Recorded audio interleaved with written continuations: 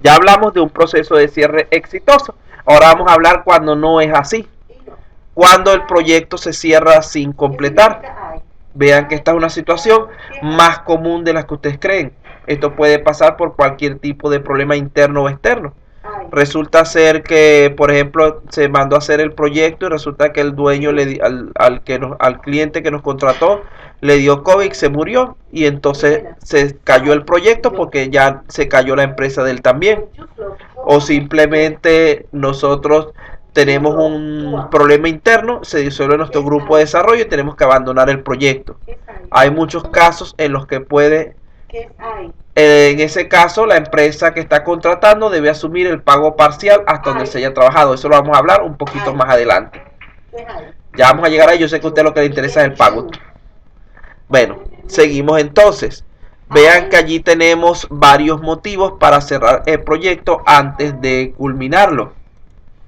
En primer lugar, tenemos lo que es la imposibilidad de cumplir con los objetivos.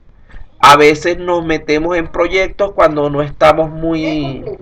O sea, debemos tratar de evitar caer en ese tipo de errores, de caer en proyectos demasiado ambiciosos, donde lo que nos proponemos resulta ser imposible.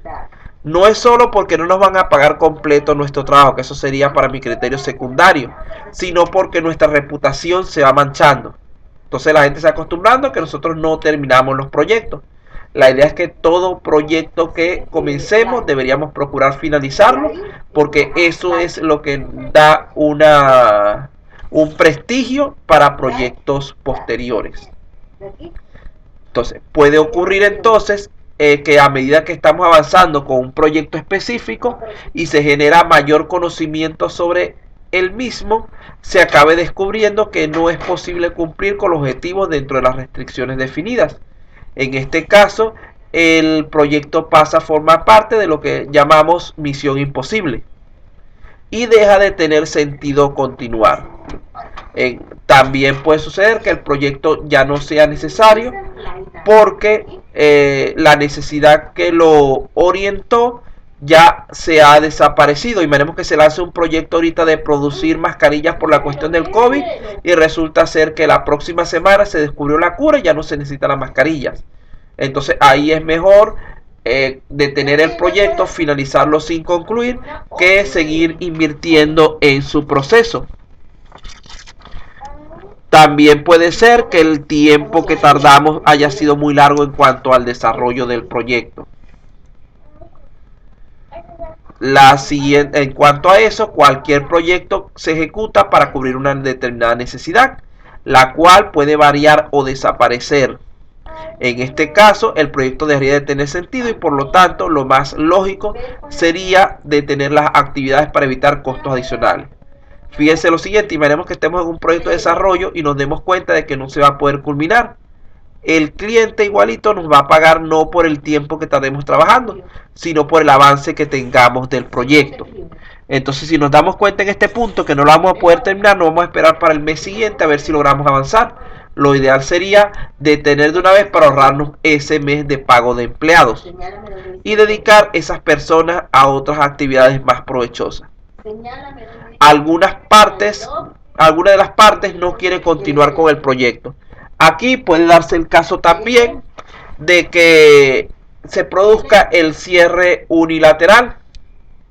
Por ejemplo, que el cliente o nuestra organización deje de estar satisfecho con el acuerdo que hayamos realizado inicialmente y se cancelaría el proyecto de manera unilateral. En todo caso, cuando se produce un cierre del cliente, esto no suele salir en los manuales, es bastante problemático, pero por desgracia es bastante común en la práctica. El cliente, por decir algo, cierra su actividad, es decir, cae en quiebra en medio de la ejecución, por lo que el proyecto se para. ¿Qué hacemos en estos casos? Lo vamos a ver un poco más adelante. Y el otro problema es cierre del equipo de desarrollo del proyecto. De forma similar al punto anterior, puede ocurrir que sea nuestra empresa la que tenga que cerrar por cualquier motivo. Aunque teóricamente el proyecto debe cerrarse igualmente, en la práctica no podríamos hablar de la existencia de un cierre, ya que el propio líder del proyecto habría perdido el empleo. Entonces vean que puede haber un cierre debido al, o sea, una finalización del proyecto debido al cierre de cualquiera de las dos partes. En estos casos estamos hablando de situaciones de quiebra, problemas legales, etcétera, que obliguen a detener el trabajo. El punto común de todos estos motivos es que el cierre se hace con el proyecto sin terminar, sin lograr su alcance, por lo que el trabajo y los contratos generados están en un punto intermedio de ejecución, lo que implica que el proceso de cierre no puede empezar con la aceptación de los entregables.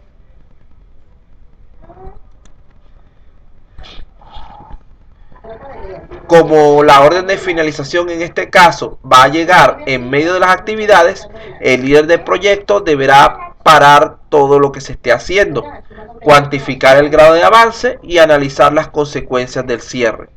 Estas consecuencias pueden ser diversas, pero básicamente estarán ligadas a lo que son los costos incurridos y los costos comprometidos por las actividades en curso. Aquí es donde llegamos a lo que decía el compañero, que quien paga